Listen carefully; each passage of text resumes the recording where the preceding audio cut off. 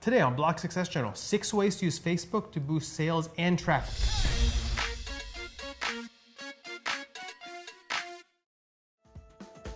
Now, why are we talking about Facebook? Why Facebook? Same reason we talked about email lists. It's more subscribers. Just like an email list, people on Facebook can subscribe to see updates to your page by just going to your Facebook page and clicking that like button. It's that simple. And then they'll always get updates in their Facebook feed when you're posting articles there. There are over 500 million people on Facebook and growing all the time. You want to be in front of them. You want to be there.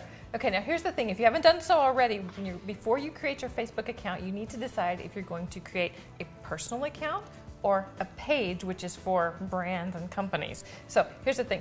We personally, we like to keep our, well, I say that, and then on Facebook we don't, but we like to keep business and personal things separate, and Facebook is no exception to that. So whether or not you talk about your business on your personal page, you want a separate page for your blog. Okay, that's your brand, that's what you want to build, and it's not limited. Okay, your personal page, I think you're limited to something like 5,000 friends or whatever, but your brand can have unlimited subscribers. Yes. Yeah, people that hit that like button, you can have unlimited, and that's a very good thing.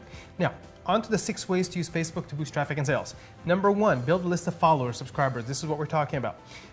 The more subscribers you have, the more impact you have on Facebook, obviously, because the more thousands of people like you, the more thousands of people are going to see your article in the feed when they're browsing Facebook. They're going to click on it, they're going to go to your site. It's a good thing.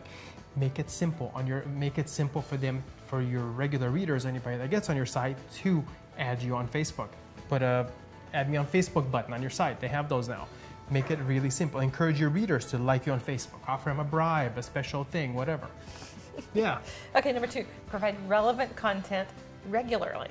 So you don't want to spam your Facebook page, just so you don't want to spam your email list. Okay, you want to provide useful content, you want to interact, and here's the thing, you want to do it consistently. You don't want to randomly once a month or once every other month post something to your Facebook page. Okay, do it daily, a couple times a day, useful content, link out to other stuff that you saw that was useful from other people. Don't just be your stuff, sales pitch, sales pitch, sales pitch, okay? Provide useful content, engage your readers, just keep it interesting and fun.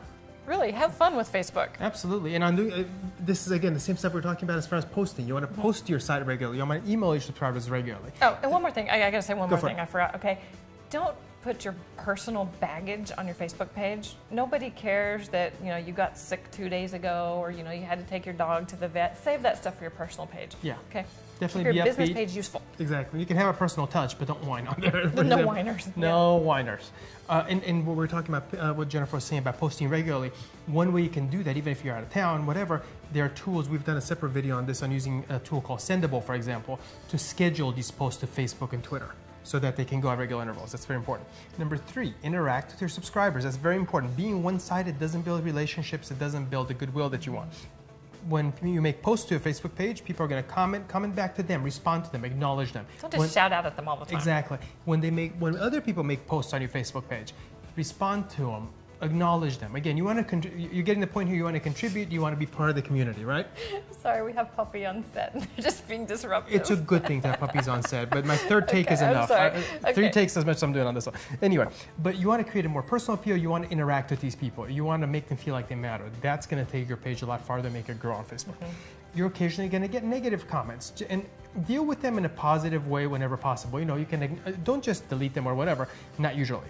Answer them in a positive, helpful way whenever possible. Now, just know that a certain percentage of the population, some people are just bitchy and moany, okay? They have nothing good to say about anything at all. Some people do useful stuff, and some people just sit around and complain about what others do. They don't do anything useful. They just complain about what the others do. So anyway, but just ignore those guys, okay? If you can't help them in a positive way, just ignore them and move on, okay? It just doesn't matter. Now, number 4, don't sell too frequently or post too frequently. Just like your email list, you want to focus on providing value. Even if you are providing useful tips, people don't want to see 100 tips a day, okay? 2 or 3 times a day is plenty. 2, 3, 4. What is up with the thirsty dogs today? Also, don't overpost. Well, we just talked about that. They don't want to see the same tips 100 times a day, but they also want to see more than just your sales message. It's absolutely okay to promote your product, and you should. Just don't do it all the time, okay? Throw it in occasionally and promote other people's products too. It's a great thing. Yeah, absolutely. Now, analyze the comments in cold or hard when you have to. You know what? Every now and then you're going to get a troll on there. Yeah, we said deal positively whenever possible with negative comments, but you know what? Eventually you're going to get a troll on there, somebody whose only reason for being there is to bitch and moan and make other people's experience poor on this. And you know what? Guess what? You can delete those comments and you can ban that person. That's perfectly okay.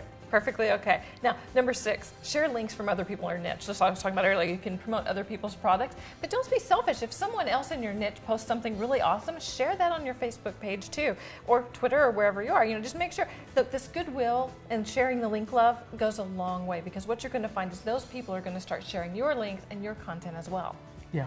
So what tips do you have for promoting on Facebook? Leave a comment. Let us know.